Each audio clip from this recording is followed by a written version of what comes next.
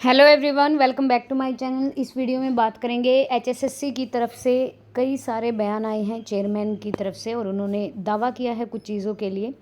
हरियाणा कर्मचारी चयन आयोग के अध्यक्ष भोपाल सिंह खत्री का ये दावा है, अधिकतर गलतियों के लिए उम्मीदवार जिम्मेवार हैं मगर आरोप आयोग पर जड़ दिए।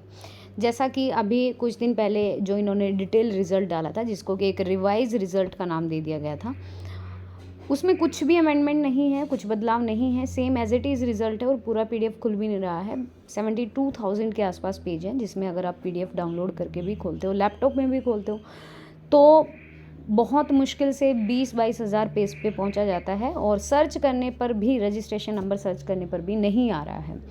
ये सबसे बड़ी प्रॉब्लम। दूसरा, अगर किसी ने देख भी लिया तो उसने ये बताया है कि सेम एज इट इज़ ही रिजल्ट आया है, कुछ भी चेंज नहीं हुआ है। तो how can you say that कि this is the revise result through the HSSC. ठीक है, अब यहाँ पर अभी तो त्रुटियाँ ठीक करनी शुरू हुई, जब कट ऑफ अपलोड करेंगे तो भी उम्मीदवारों को मौका मिलेगा। और एचएसएससी ग्रुप सी की पदों की लिखित परीक्षा इस महीने के अंत तक शुरू कर सकता है। उम्मीदवारों ने ईएसएम के साथ साथ जनरल पर भी टिक मार्क कर दिया है और ईएसएम के साथ नौकरी न होने पर भी टिक मार्क कर दिया है। देखिए क्या बोला है। एचएसएससी आयोग ने ग्रुप सी के लिए आयोजित सीईटी के संशोधित परिणाम की खामियां ठीक करनी शुरू कर दी है। संशोधित परिणाम, इन्होंने कहा है कि ये रिवाइज रिजल्ट है, बल्कि ऐसा कुछ नहीं है।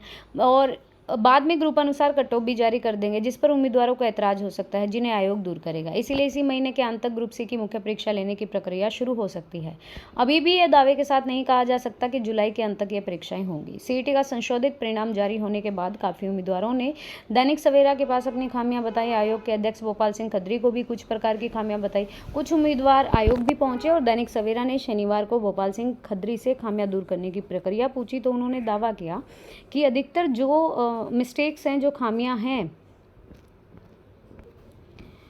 उम्मीदवार उसके लिए खुद जिम्मेदार हैं, मगर इन खामियों के आरोप आयोग पर लगा दिए गए हैं। उन्होंने उदाहरण देकर बताया, जब लगभग 50 उम्मीदवार आयोग पहुंचे तो उनके सामने भी उनके आवेदन को क्या किया, चेक किया। और कुछ लोगों ने ईएसएम मतलब एक्स सर्विसमैन के कॉलम को भी टिक किया और जनरल कैटेगरी को भी टिक कर दिया। कुछ ईएसएम ने ईएसएम को भी टिक किया और नॉन जॉब को भी कर दिया। अध्यक्ष भोपाल सिंह खत्री ने बताया कि ईएसएम को नॉन जॉब कैसे अंक मिल सकते हैं, वह कैसे टिक मार्क कर सकता है। इसी तरह ईएसएम कैसे जनरल कैटेगरी पर जा सकता है। सॉफ्टवेयर तो उसी कॉलम को उठाएगा ना जो भरा होगा। इसमें गलतियाँ उम्मीदवार की है, सॉफ्टवेयर और आयोग की गलती नहीं है। उन्होंने कहा कि कुछ कैंडिडेट जो हैं जानबूझकर गलतियां करते हैं ताकि ये भर्ती अटक जाए और पूरी ना हो। अब ये देखो, तीसरा बच्चा है मगर फादरलेस के अंक ले रहा है। पहले ही आयोग ने स्पष्ट किया, अभी एक वीडियो बनाई थी उसमें भी डिटेल में बताया था कि अगर आप अपने माँ बाप के पहले या दूसरी संतान हैं और उस समय आपकी उम्र 15 साल और आपके पिताजी की उम्र 42 साल या उससे कम है, तो ही आप एलिजिबल हैं फादरलेस के मार्क्स लेने के लिए। If you are the third child of your parents, you can't take the socio economic criteria marks extra 5 marks you can't take. And अलग से और क्या है, अंक वापस नहीं किए मगर शोर मचा रहे हैं। भोपाल सिंह खत्री ने कहा कि कुछ उम्मीदवार ये शोर मचा रहे हैं कि उन्होंने सोशियो इकोनॉमिक क्राइटेरिया के अंक वापस ले लिए थे मगर उनके अंक नहीं कटे हैं। चेकिंग की तो पाया गया कुछ उम्मीदवार ने कई बार अपना आवेदन अपडेट कर रखा है मगर अंक वापस नहीं किए। जब अंक वापस ही नहीं किए तो सॉफ्टवेयर कैसे वापस कर लेगा? भाई देखो, ये नहीं करते, ये सॉफ्टवेयर में डाला जाता है, कुछ कोडिंग होती है और सॉफ्टवेयर उसी कोडिंग को प्रोसेस में करके ये डेटा उठा लेता है कि अगर इस कैंडिडेट का ये परफॉर्मा है तो उसी के हिसाब से रिजल्ट आता है।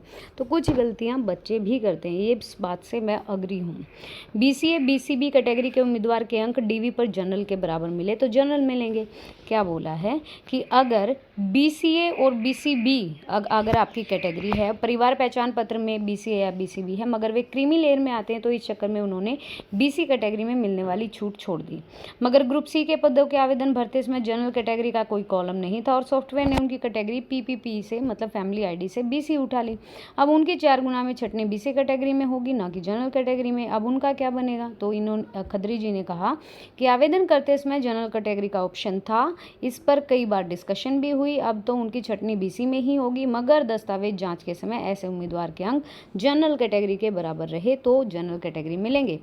पीएमटी का नोटिस 4 जुलाई तक और जारी करेंगे 8 जुलाई से। पीएमटी मतलब कुछ ऐसी पोस्ट है हमारी जिसमें फिजिकल मेजरमेंट टेस्ट होना है या पीएसटी होना है, तो वो ये कह रहे हैं कि हम 4 जुलाई से करेंगे। टीजीटी इंग्लिश का रिजल्ट 4 जुलाई तक आ जाएगा, ये संभव है, अभी नहीं है। दस्तावेज का शेड्यूल जारी कर दिया है। ग्रुप सी के लिए मुख्य परीक्षा में क्या देरी होगी, तो ये 15-16 जुलाई से भी आगे जा सकती है। अभी करेक्शन कर रहे हैं सीईटी परिणाम की, कट ऑफ भी सार्वजनिक पब्लिकली डाली जाएगी, उस पर भी कुछ आपत्तियां आएंगी जिन्हें आयोग में सुना जाएगा। उसके बाद परीक्षा का शेड्यूल होगा और उन्होंने कहा कि शेड्यूल निश्चित तौर पर 15-16 जुलाई से तो आगे जाएगा, संभावना है कि जुलाई के अंत तक जाए। आंसर की पर भी आपत्ति जताई थी मगर उसे दुरुस्त नहीं किया और पुराना रिजल्ट जारी कर दिया। तो इस पर उन्होंने कहा कि आंसर की पर आई सभी आपत्तियों को पहले ही देख लिया था, उसके बाद ही रिजल्ट जारी किया था। ये अपनी सफाई दे रहे हैं, कैंडिडेट अलग तरीके से परेशान है, फिर वो हाई कोर्ट चले जाते हैं, वहाँ से स्टे लग जाता है, फिर स्टे लग जाता है तो भर्ती नहीं हो पाती। अब जुलाई के लास्ट में बोल रहे हैं तो अगस्त और सितंबर, फिर ग्रुप डी का पेपर, फिर वो अक्टूबर में, फिर नवंबर दिसंबर रिजल्ट, फिर अगला साल। ठीक है, अपडेट कैसी लगी है बताइएगा और वीडियो देखने के लिए थैंक यू सो मच। अगर आप चैनल पर न्यू हो तो प्लीज़ शेयर कीजिएगा वीडियो को और चैनल को सब्सक्राइब कीजिएगा। टेलीग्राम चैनल से जुड़ सकते हैं, सारी अपडेट मिलेंगी ऑनलाइन ऑफलाइन फॉर्म की, आंसर की रिजल्ट्स की, अपकमिंग वैकेंसी, रिसेंट की vacancies, everything you will get day by day. So thank you so much, thank you for watching.